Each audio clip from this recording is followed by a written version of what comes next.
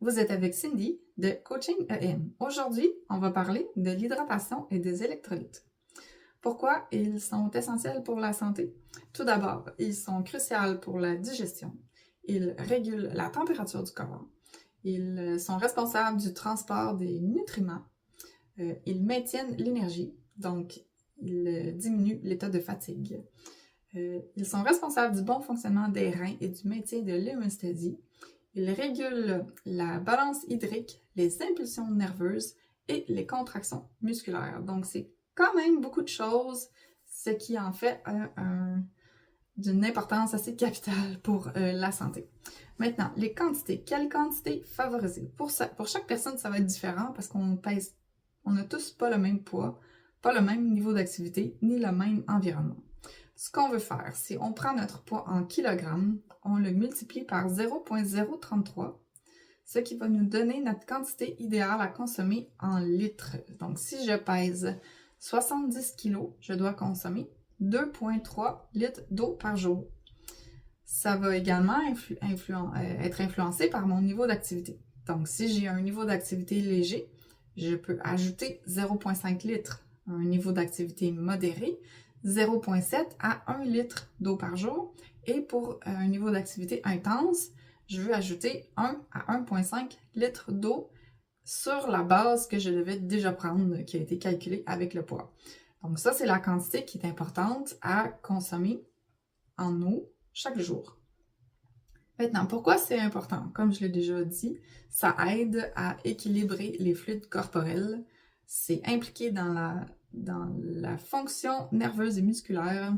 Ça aide à maintenir l'équilibre acido-basique qui d'ailleurs, lorsqu'on a une mauvaise alimentation, qu'on consomme beaucoup de produits transformés, on obtient un corps plus acide, donc ce qui engendre plus d'inflammation et de problèmes de santé. Donc, je ne rentrerai pas en détail dans le sujet, mais une consommation en eau aide à équilibrer la balance acido-basique. C'est quoi les principaux électrolytes qu'on doit consommer pour être en santé? Il y a le sodium, le potassium, le calcium et le magnésium. Même si on sait que c'est important de ne pas consommer trop de sel, on doit quand même au minimum en consommer. Donc, il existe plusieurs sources. Quelles sont les différentes sources? Pour le sodium, on peut utiliser du sel marin qui est de meilleure qualité que le sel de table parce que le processus de fabrication élimine une grande partie des minéraux inclus dans le sel de table. Donc, le sel marin est beaucoup moins transformé et beaucoup plus riche en minéraux en général.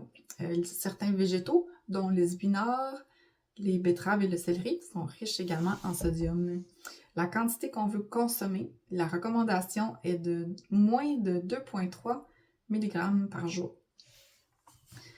Il aide à réguler la pression sanguine, l'équilibre hydrique et les fonctions nerveuses.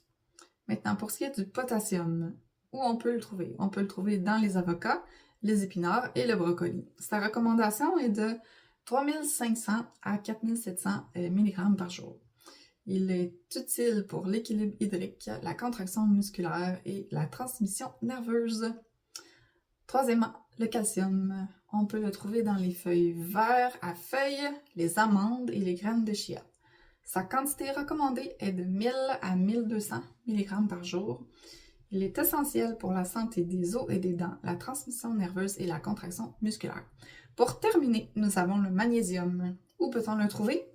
Dans les noix et les graines, les légumes à feuilles vertes, les herbes et les épices. La quantité recommandée, 310 à 420 mg par jour.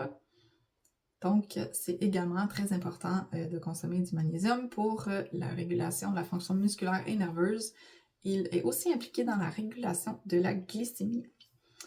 Vous pouvez, si vous voulez être certain d'avoir la quantité de minéraux adéquats, utiliser des suppléments. Donc, ceux que moi j'aime bien sont Key Nutrient, Vega, ceux de doTERRA et le BioSteel. C'est important aussi, il en existe d'autres, je ne voulais pas tous les nommer, mais c'est important qu'il n'y ait pas de sucre ajouté et qu'il y ait des quantités suffisantes dans les 4 minéraux que nous avons discutés. Pour conclure, Pourquoi et comment maintenir un bon équilibre en eau et en électrolytes?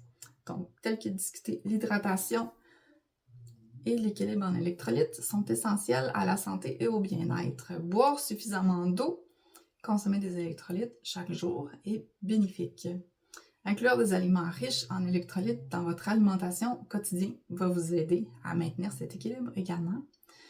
Évitez les excès des boissons diurétiques, telles que l'alcool et le café, qui vont enlever votre eau. C'est correct si vous faites de la rétention d'eau, donc ça c'est quand le corps garde trop d'eau et évacue pas suffisamment. Dans ce cas-là, les diurétiques sont intéressants, mais sinon, on veut quand même essayer de les éviter. Ça permet de prévenir la fatigue en nous donnant plus d'énergie et ça aide au maintien du bon fonctionnement des reins. Ça optimise la performance physique. Toutes des bonnes raisons de consommer la quantité adéquate d'eau et d'inclure des électrolytes soit dans votre alimentation ou dans votre eau. J'espère que vous avez apprécié cette vidéo. Si vous l'avez aimée, vous pouvez aimer la page, vous abonner à ma chaîne, activer la cloche de notification pour être avisé pour les prochaines vidéos. Si vous croyez que ça peut être utile à quelqu'un, partagez cette vidéo à ces personnes-là. J'espère que vous avez apprécié et je vous souhaite une excellente semaine. On se revoit la semaine prochaine pour un nouveau sujet. Au revoir.